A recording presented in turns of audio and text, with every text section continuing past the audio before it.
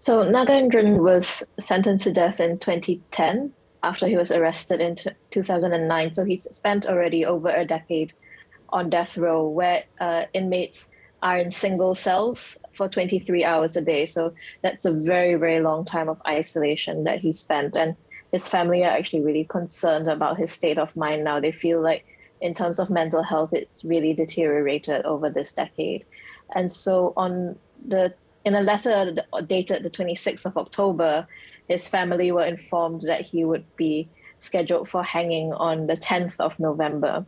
And so his family live in Malaysia. And so the authorities basically said, are you coming to see him before he's hanged? And so they've had to scramble. And as a Hindu family, over the Deepavali period as well, they've had to scramble to get leave from work and make travel arrangements in the middle of a pandemic to come to Singapore to see Nagin for what might be the last time. Take us through to what's been contested during the trial about his mental capability. What is your understanding of that? So what's not in dispute is that his IQ is only 69 and that he has ADHD and that he has other impairments related to his executive functioning skills. The state does not take the position that he is intellectually disabled. They say that he knew what he was doing, and under our Misuse of Drugs Act, we have the criteria requires you to suffer from an abnormality of mind that actually diminishes your mental responsibility for the act. So they said that, despite this borderline intellectual functioning, it did not fulfill the requirements of the Misuse of Drugs Act to allow him to avoid the death penalty. Now, it's very uncommon for any last-minute appeals to be held. You're talking about the 10th of November. That's a few days away. There have been some developments today. Take us through the current appeals process. So today, his lawyer, M. Ravi, applied to the High Court and argued that it would be unconstitutional to execute him on the grounds of his intellectual disabilities. The application was dismissed, but the High Court then said that you can have an interim stay of execution until the Court of Appeal hears your appeal against the decision that was made today. And so Ravi has filed his notice of appeal and has just been notified that they've actually set the appeal hearing for tomorrow at 2:30 p.m. So that's very, very tight. And if the Court of Appeal dismisses the appeal tomorrow, then the stay will be lifted. Essentially, the stay would be kind of meaningless because it was imposed today, and then tomorrow it could be lifted and the execution could take place as scheduled.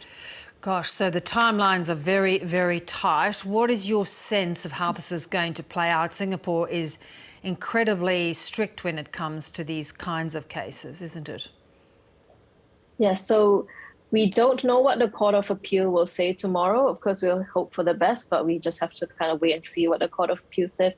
It is very difficult for us to kind of save death row inmates so close to their execution date. It has been very difficult, and there have been multiple cases where we've seen appeals dismissed and then they get executed. So it is very difficult at the moment, but we can only hope for the best. Yeah, it's hard. Do you sense there's any momentum to revisit these kind of cases in any other country? 43 grams would not be a charge that would attract the death penalty. Is there any momentum to try and change some of these laws?